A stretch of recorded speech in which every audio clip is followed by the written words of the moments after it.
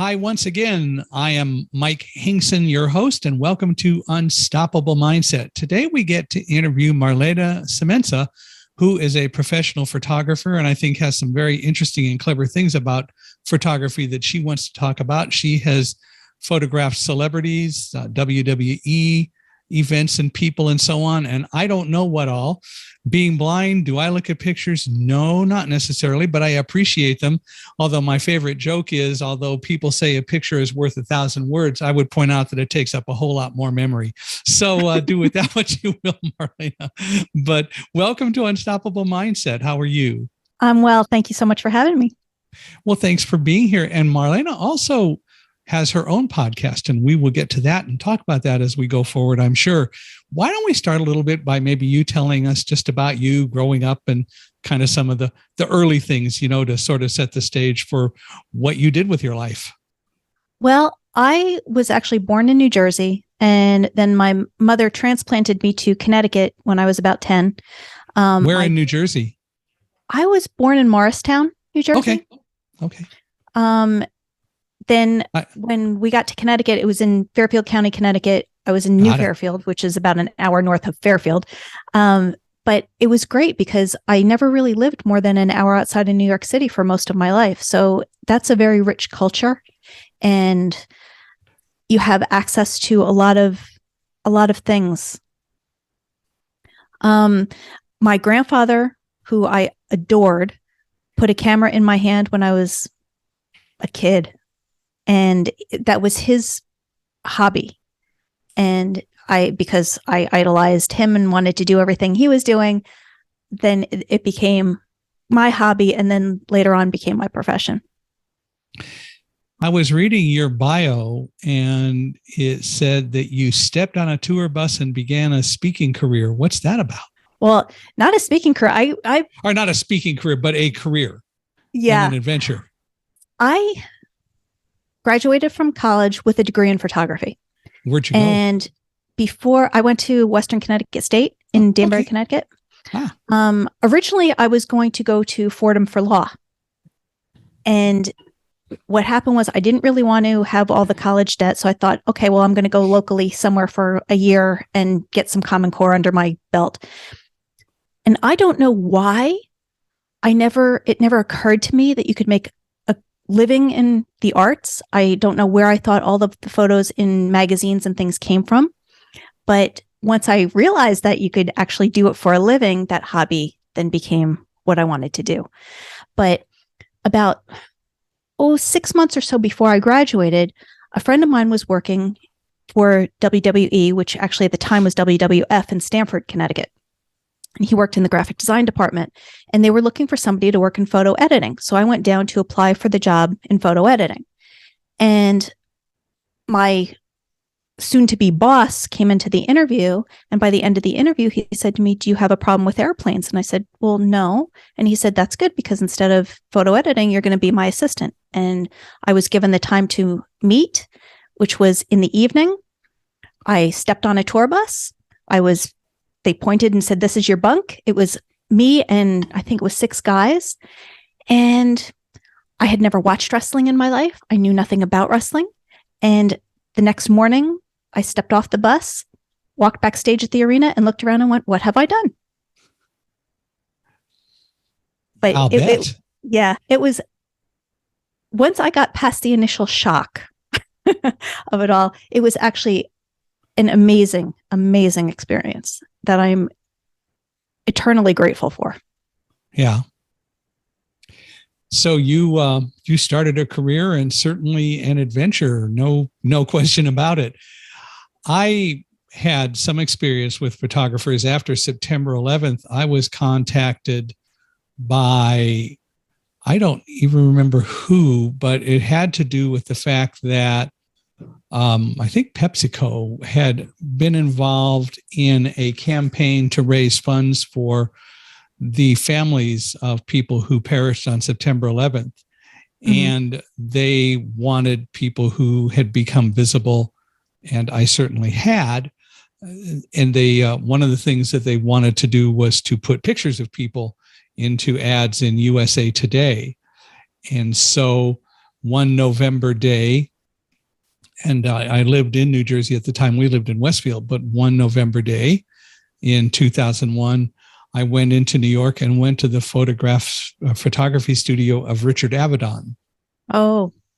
And of course, Richard Avedon at the time was probably the most famous photographer in the world. Anyway, he took a picture of me and Roselle. It took about 45 minutes altogether, and it was done. It was a very enjoyable time, very pleasurable to spend some time with him. And there we were. And I still have that picture to this day, which is great because he sent me a copy. I love that. And that as soon as you said his name, several images of his just flashed through my head. Like?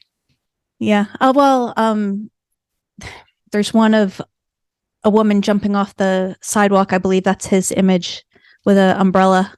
And I remember, I think there was another one that he shot of, I want to say it was Marilyn Monroe and Arthur Miller. But anyway, there's several different images that popped into my head.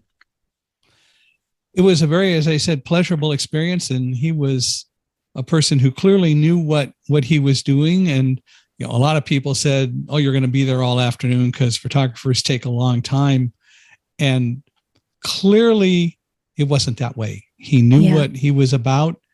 He got the shot set up that he wanted, and we were done. Yeah.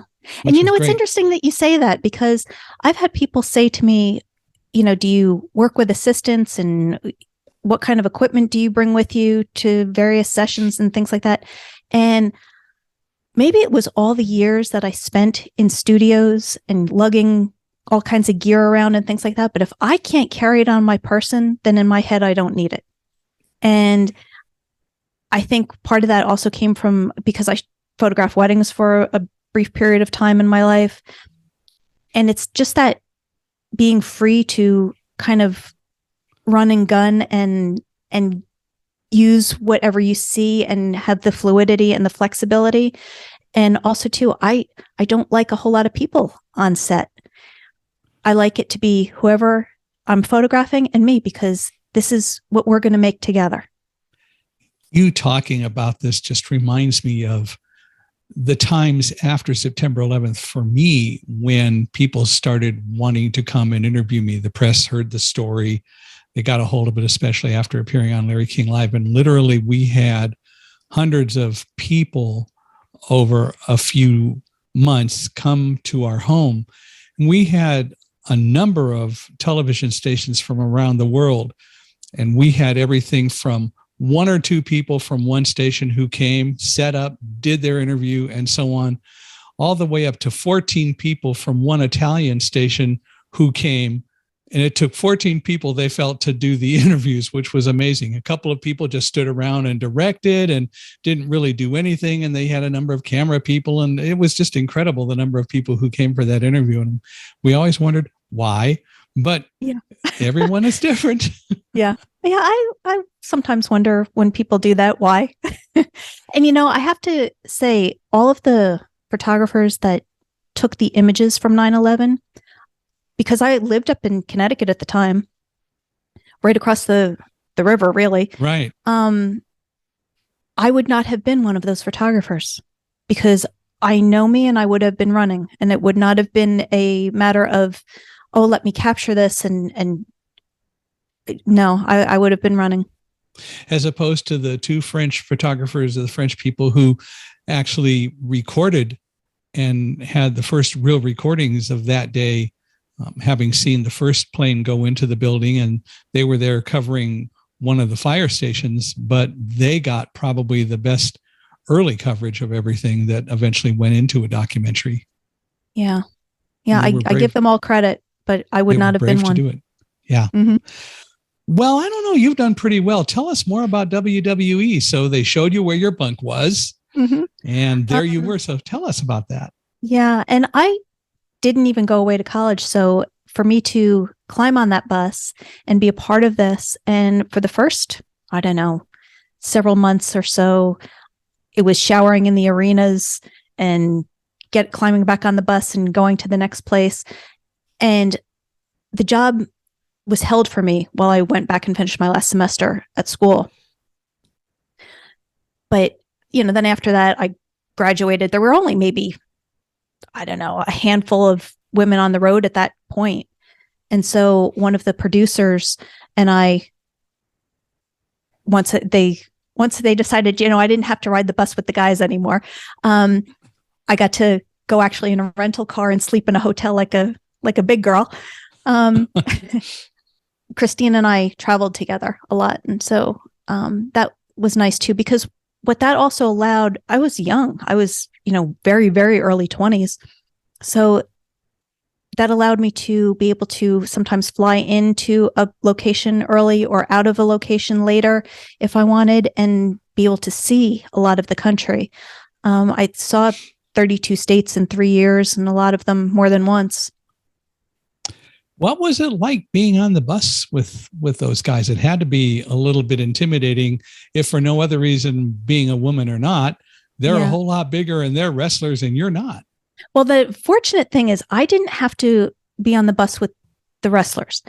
The bus that I was on, we were all of the people that had to be first at the arena. So it was my boss who was the head of production for all the live events. My boss, the sound guys, the riggers, things like that had to get the lighting all set in the arena. So that's who I traveled with. The wrestlers, the funny thing about it is most of them became almost like big brotherish to me. I'm not a big girl, so I literally came up to most of their chest. And,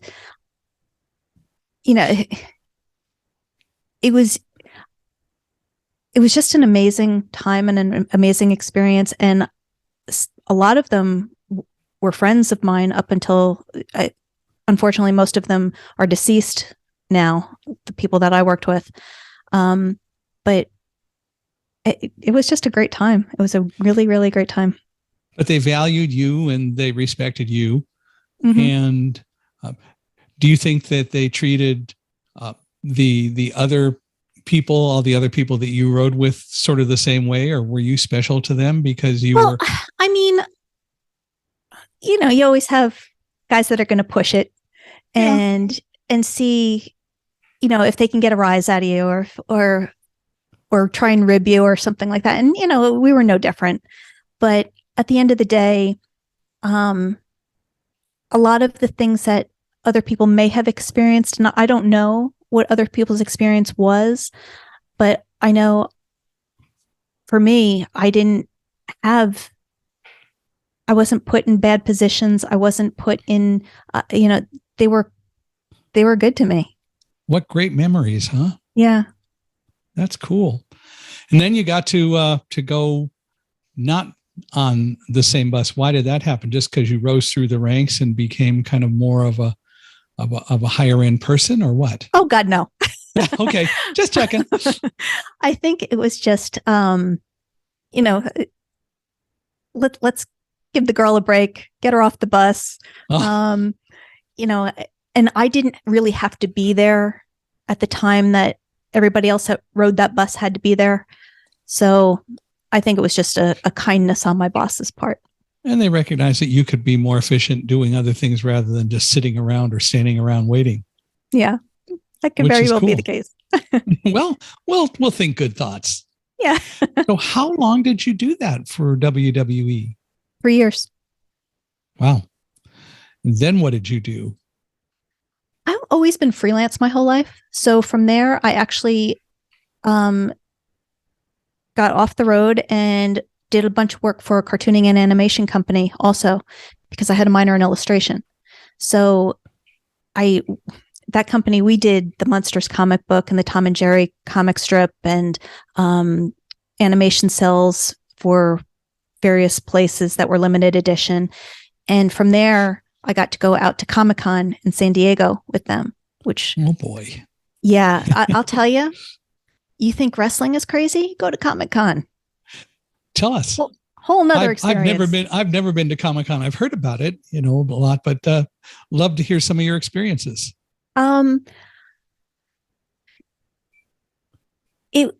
Once again, I was surrounded by grown people in Halloween costumes, pretty much, dressing up as this superhero or that superhero. And when we went out there, it was when we were doing the Munsters comic book. So we had Pat Priest, who was Marilyn Munster, and Butch Patrick, who had played Eddie Munster, out signing autographs and signing the comic books. And so, we got to spend some time with them. And comic book artists are amazing artists also. So, but there was a little bit of, have you ever seen The Big Bang Theory? Oh, lots. Yeah. Okay.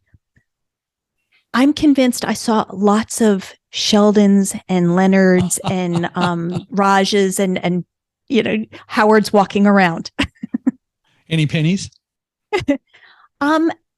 Very, very, very few. I think pennies. Yeah, I think the pennies were mostly the actresses that were paid to be the superheroes. Got it.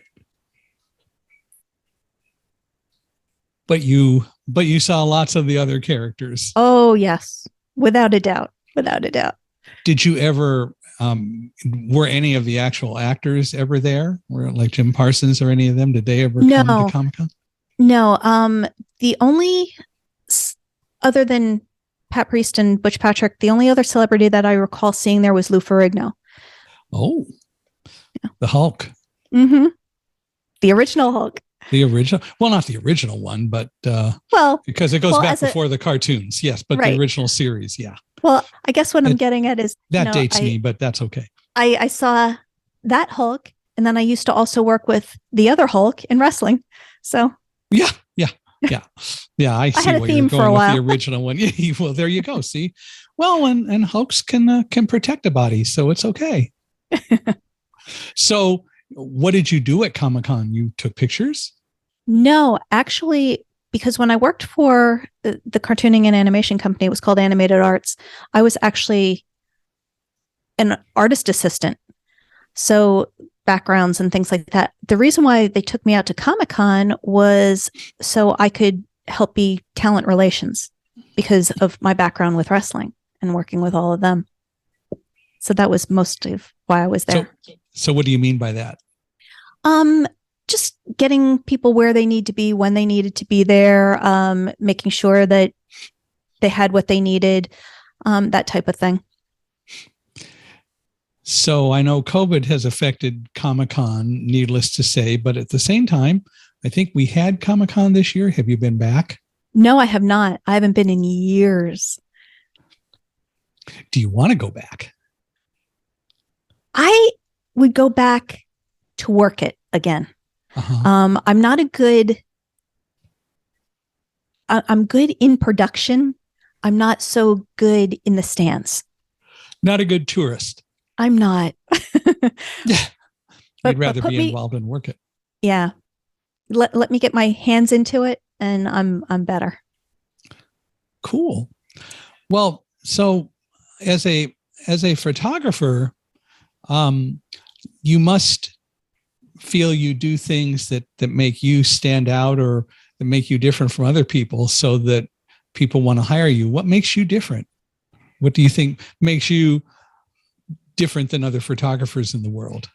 I think part of it is background, but I would also say another part of it is at the end of the day, I'm really not in the photography business. I'm in the reputation business. So, and because of that, it's, photography is obviously the vessel that I use to help people tell their stories and stand out and create a reputation. But that's really the business that I'm in, not so much the image taking for the image taking sake. So you want to tell stories? Yeah, I want to tell stories, but my job is to take what makes you valuable and unique and relay that to the people that need to know it in a way that will connect. So it's Yeah, it's more than just the capturing of an image. There's a lot of strategy that goes into it. There's a lot of okay, well, how can we make this effective?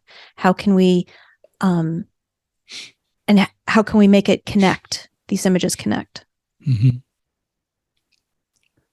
And unique for the person that they're being created for. So you have to develop a good, strong relationship with the clients, the people that you're working with. And I guess there's, in a sense, there's kind of two levels of clients. There are the people who may hire you, who may not actually be the people that you interact with, but then there are also the people that you interact with. And so there must be a lot of trust and teamwork involved in all that. Oh, absolutely. I think, especially as I was saying earlier, I like to be one-on-one with my clients whenever possible. And because of that, I think that helps establish a level of trust because it can be just us. And we know that we're in it together and that I value their input. Oh, go. I think trust is essential because it goes back to working one-on-one with people. And because this is our creation together. So I value not just the person, but also their input and what we can make together. And, you know, there are a lot of people that just aren't comfortable in front of a camera. They become self-conscious or they don't know how to pose or how to act or how to be. And when you develop that level of trust that I've got you, and that's the whole thing that my clients know is I've got you. It becomes much easier. I think that's probably what impressed me now that I think back about it, about Richard Avedon, because what he really did was very quickly established a level of trust, even if not saying anything, just his attitude and the way he worked. He did spend time wanting to learn about me, and I think that helped in him deciding what he was going to do and how he was going to do it. But it was all about trust. Mm-hmm. And I think that no matter what we do, it's really all about trust. When people take the time to develop trust and gain that trust, it doesn't get any better than that. Right. And, you know, when I photograph someone, by the time we get to that point where I actually press the button, we have had several conversations and we have really, because the first thing that I do is there's a large questionnaire that they fill out. And then we dive into that in a meeting. And I've had clients cry during that process. I've had them, you know, and what you uncover just even at that point develops a relationship that transcends just photographer subject. And I just think that's really important because the better that I can understand you, the better that I can know you, the better these images are going to be because they will then be more tailored to you and more unique to you. So what do you actually go through to get people to trust you? What's your process? Like I said, there is a questionnaire. It's a large level of honesty on my part too, because am I a fit for everyone? No. And that's okay. The goal is for them to have the best photographer for them. And if I am not that, then I think I would be doing them a disservice to not say that. And also, I know enough photographers that I can probably point you in the direction of somebody that will be a better fit for you. Doesn't mean that there's anything wrong with either one of us. It just means that there's somebody else better designed to tell your story and create those images with you than me. And I think it's that level of honesty too. So that is part of what you have to do to make sure that you do the best job for your client, which is something that ought to be true in general. Trust, it seems to me, is so much under attack today in so many different ways, don't you think? Oh, absolutely. Absolutely. And I think the other thing too that's under attack a lot too is humility. I look at humility as a beautiful thing because it doesn't mean that you think less of yourself. It just means that you are teachable and that you think of others before you. And I think that goes a long way also. So now how long have you been doing photography and doing the work that you do? I've been a photographer for probably 25 years, doing this kind of work, personal brand, things like that. Probably about 5. Ah. So what did you do? So you did the cartoon work and Comic-Con, as you said years ago. What did you then go do? I also what was next for you? Next after that is I went to do some freelance work for the photo department at Ethan Allen, and because I was in Danbury, Connecticut, and that's where their headquarters is. And then from there, I started to do set styling and design work for them, and I got to work on their New York Times ads and their style books and their training videos for their designers and their magazines, things like that. So all of these things, the storytelling that I learned in wrestling and the creating of personas, the thinking outside the box when it comes to cartooning and animation and creating something from scratch, the set styling and design, the location scouting, all of those things come together, and that's what I can pull from to tell somebody's story now. So you said that you don't work with everyone. How quickly usually do you discover that you may not be the best fit for someone today? I can usually tell by one conversation and also combing their social media. What kinds of things become cues or messages that somebody might be the right person for you to work with as opposed to somebody who isn't?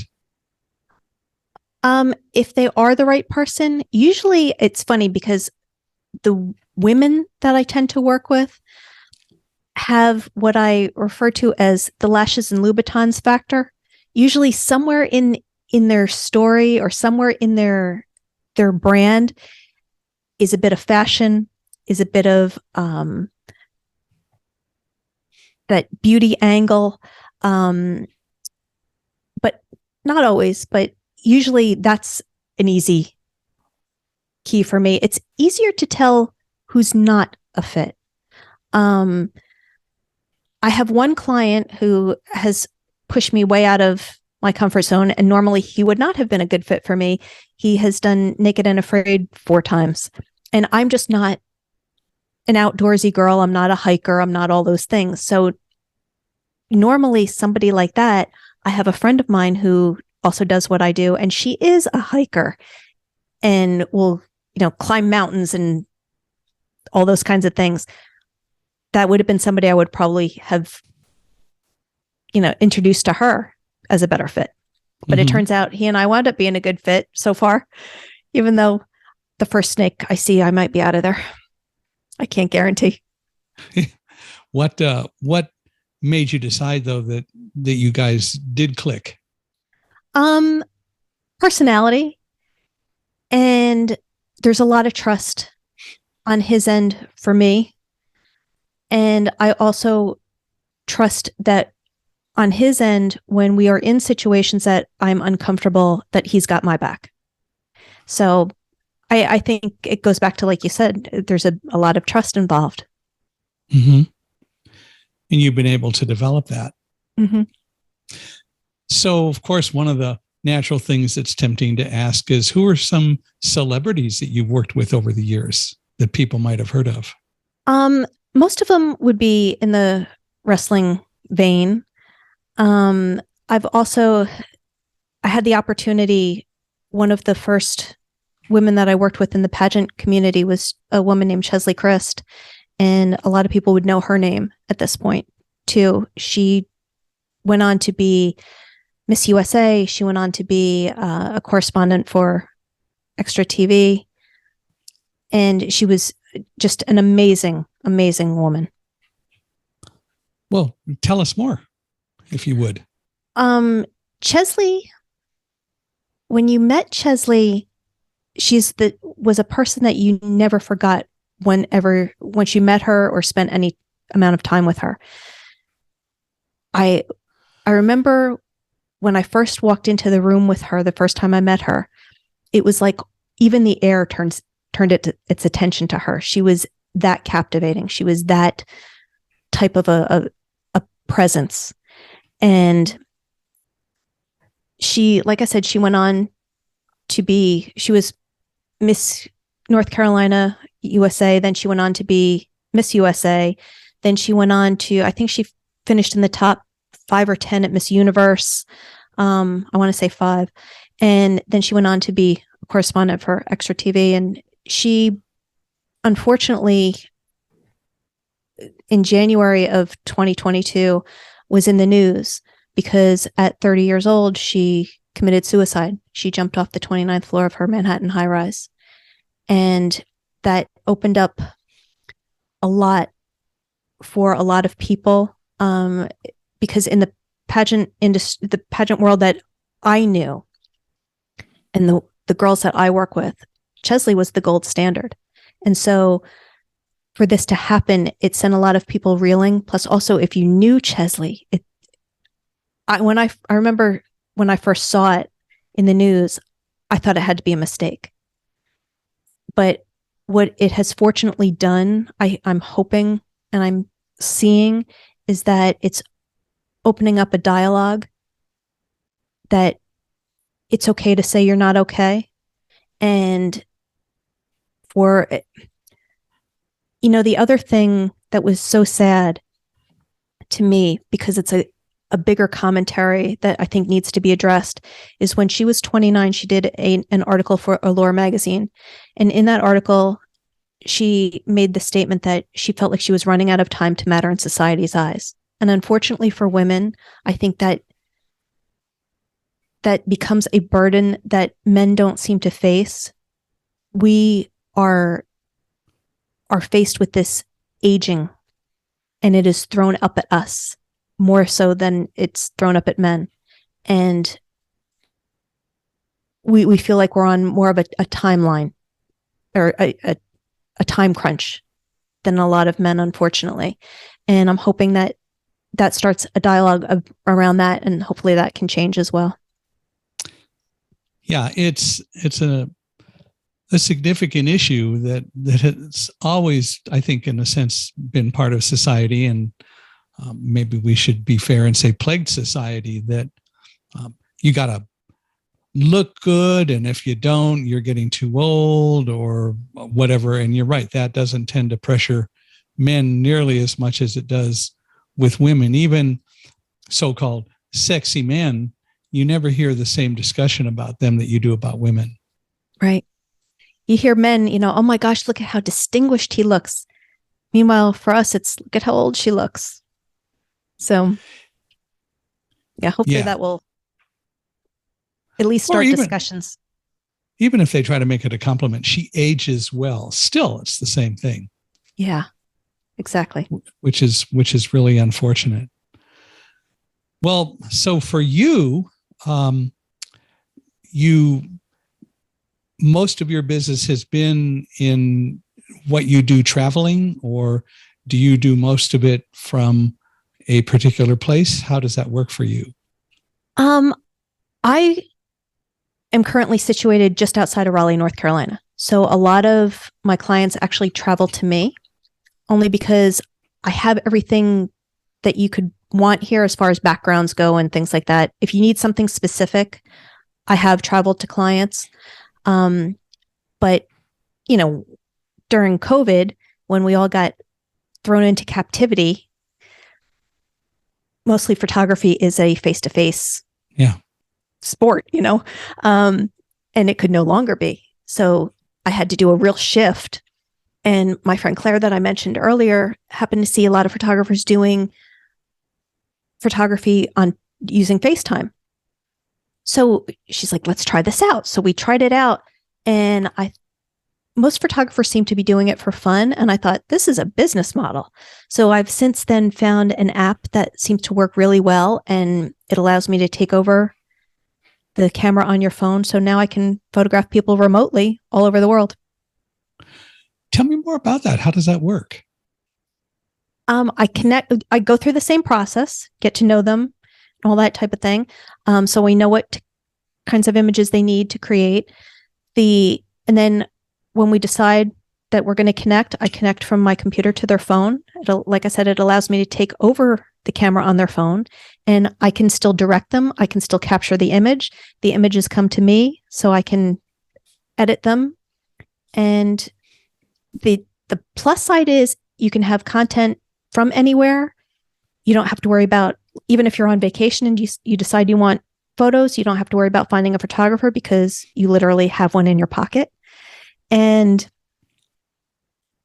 but the downside to it is if you are looking for images that are going to be on a billboard or on the cover of a book or any of those types of things, this wouldn't be the right platform for that, only because the capture isn't large enough for that. But for social media or any kind of you can even put them on a website if you needed to or something like that, but definitely for social media, it's perfect. And a lot of people, that's the content that they need. They need to keep generating. And this way you don't have to rely on selfies because I got you. How does it, well, that's fair, I think, to ask. How does that work as opposed to a selfie? What's the difference? I'm actually doing the photo. So I'm still taking the shot. So all they have to do is, if they had, you can do it one of two ways. You can either put your phone on a tripod, you can prop it up on something. I've had people stick it in their shoe if they're out on a beach. And this way I can just direct and shoot. So when you get the shot you want, you take it. Mm-hmm, exactly. As long as people have a good phone connection or a good internet connection. It helps to be connected to Wi-Fi, but you do not have to be. When the images download, I kind of need you to be on Wi-Fi, mm-hmm. but you don't necessarily have to be for me to take them. So what kinds of environments or scenes have you taken pictures in using this app? What are some interesting things? I've done photos for a couple on a beach in Kennebunkport. I've done photos for a woman who is a business coach at her home in Mexico. I've done some photos at a NASCAR event. A realtor out in California. It can be anywhere. It really can. Do you find it more difficult in any way to, if you will, take the picture remotely in terms of setting the scene, getting things the way you want, than if you were actually there? What becomes more difficult is you have to be more than the photographer. You have to be very clear about direction. And because I have to kind of teach the person on the other end to be me as well as be in the scene. So what has been helpful too is if I can get somebody on their end that becomes what I refer to as the voice activated tripod, which all they do is hold the phone and they go up, down, left, right, if I ask them to. And that just makes things go faster. But the app allows me to, depending on the make and model of your phone, to zoom in and out and really utilize the different features of your camera, which makes it fun. And you do all that part of it. I do that. Yes. Because you can control that from the app. What's the app called? It's called Shutter app. And the whole idea is using the app that someone else actually takes the picture and becomes the photographer and the active person in setting up the shot. Yeah. And then the person who has the phone is or rather the person whose phone it is that you put the app on, who you want to take a picture of, is still the subject, but you get to still do the active things that you want to do to set it up. Exactly. And there are things that it helps to have a professional do, even in a case like that, because when it comes to posing and things like that, I know how to pose you. I know how to pose you quickly. I know how, and one of the things I usually ask women especially is, are there any areas of your body that you want to highlight or hide? And if they say, well, yeah, I want to look thinner, which seems to be an ongoing thing. There are poses, just little tweaks in your body that I can make that will make you look thinner on camera. Is that more in adjustments that you make or how you position the camera or what? It depends. In real life, or face to face, some of it is positioning, some of it is lens choice, stuff like that. When it comes to the phone, some of it is zooming in and out with the lens if I have that ability, but a lot of it too is just making tweaks and of how to position your body. With a camera, photographers taking pictures have the opportunity to put different lenses on depending on what they want to do. Is any of that available for phones where you can It depends add on the model of lenses? Well, it depends on the model of your phone too. I haven't had anyone that has any external lenses or any of that kind of thing that they can hook onto there. But for example, the iPhone does give you the opportunity to go wide angle and to zoom in and things like that. So it really just depends on the make and model of your phone, what's available to me. But there aren't additional hardware options that you can add or have to I don't know. It's my understanding. I think there are attachments that you can get for the phone, but I'm uncertain as to what all those are because most of the time I'm hauling around a mirrorless, full frame camera. So right? Yeah. Well, what is next for you? So you have made changes in what you do with COVID, and you use Shutter app, and you're able to do a lot via the phone now. What's next? I just want to continue to work with people and make them stand out and shine. That's what makes me happy. I don't like to be it's never about me. It's always about the people that I'm working with, and I just want to see them succeed, and I want to see them be everything that they want to be and dream about being. And so if I can help them get there, then that makes me very happy. Which also is part of the whole trust thing, because if you can get people to understand this isn't ego for you, but that you love doing what you do and it's all about doing the best thing for them, that's got to help. Yeah. Yeah. It's never about me. Which is cool. What made you end up in Raleigh from being in Connecticut? Well,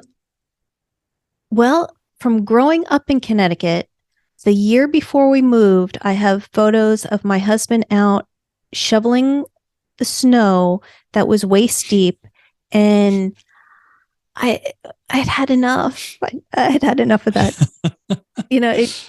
When winter strikes, when you're up in New England, you know that you're going to buckle up and you're in for about 6 months of misery. And so I wanted a more temperate climate. My grandmother had been out in the Arizona area, and that wasn't really my thing. I really liked the East Coast. So he started applying for jobs. He got a job down here, and that was the end of that. What does he do? He's in sales. So what kind of interesting shots? Well, so let me do this first. Have you had much snow in Raleigh then? Do you get snow there? We get snow.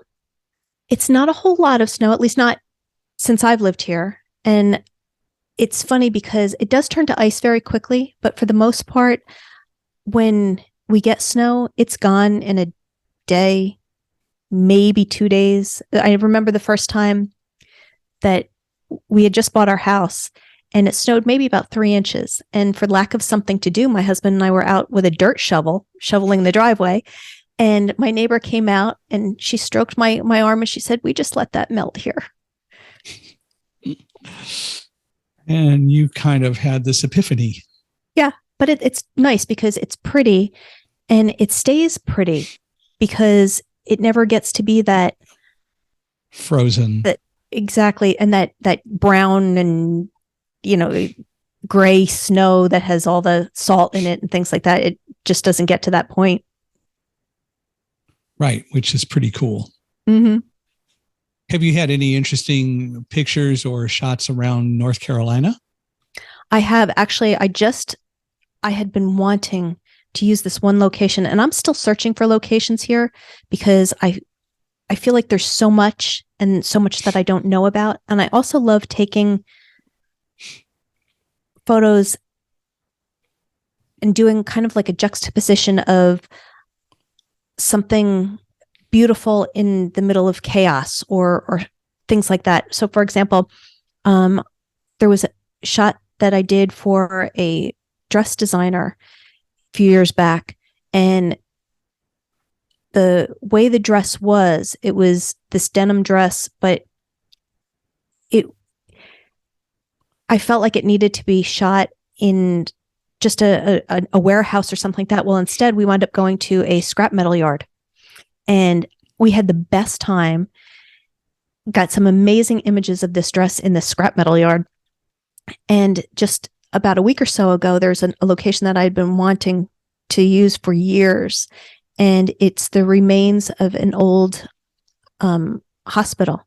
And it's fenced in, and it's on the campus of St. Augustine University in Raleigh. And fortunately, because my relationship with the Miss North Carolina organization, I was going to photograph Miss North Carolina, and I said, "How about that?" And they called and made it happen. And it was the most amazing place.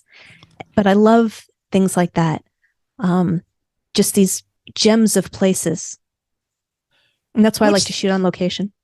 What's the most interesting or unique location where you've ever done a shot? I don't know. That scrap metal yard was pretty interesting. Pretty interesting, huh? It was, because when we first got there, the gentleman that owned the property, we got the lowdown. Well, stay out of that area over there because that's where the rats are, and don't go over here. And like I said, I'm not that critter kind of girl. I don't like critters.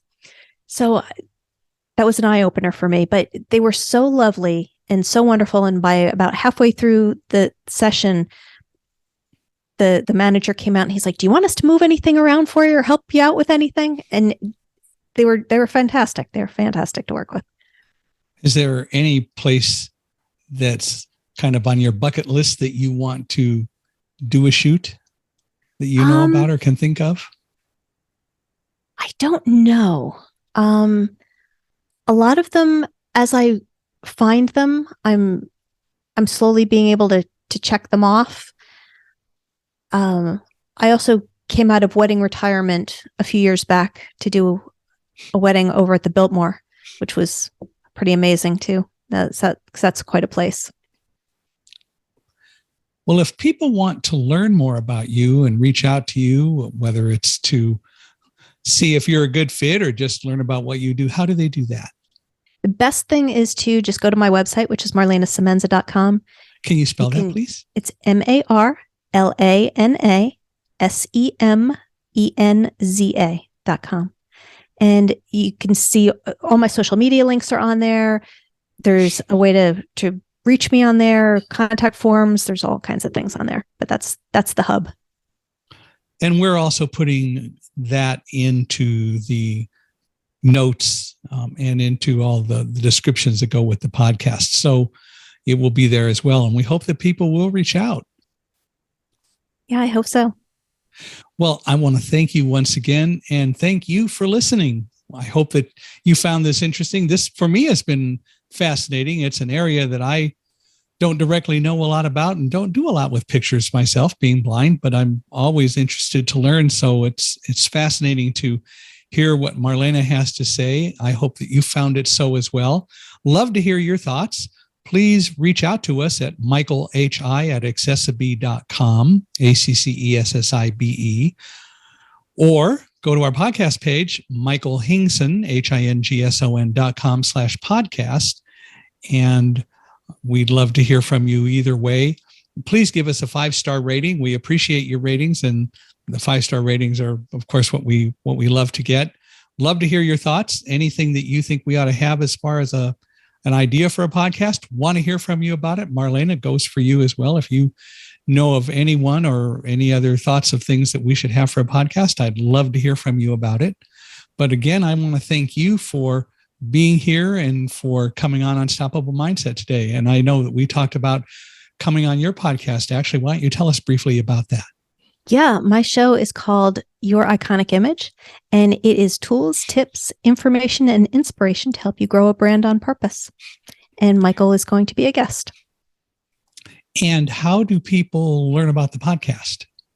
Once again, there is a link to it on my website, or you can find it anywhere you listen to podcasts. Anywhere podcasts are sold. Yeah, exactly. Couldn't resist. And also, too, if you would prefer to watch it, any of those people that would prefer to watch it, you can also find it on my YouTube channel. And we've done that with Unstoppable Mindset. For those who may not have looked or noticed, Unstoppable Mindset is up on our YouTube channel as well. So find us. Love to hear from you. And again, we appreciate your 5-star ratings. And Marlana, one last time, thank you very much for being here with us and for giving us your time today. Thank you so very much. I appreciate you.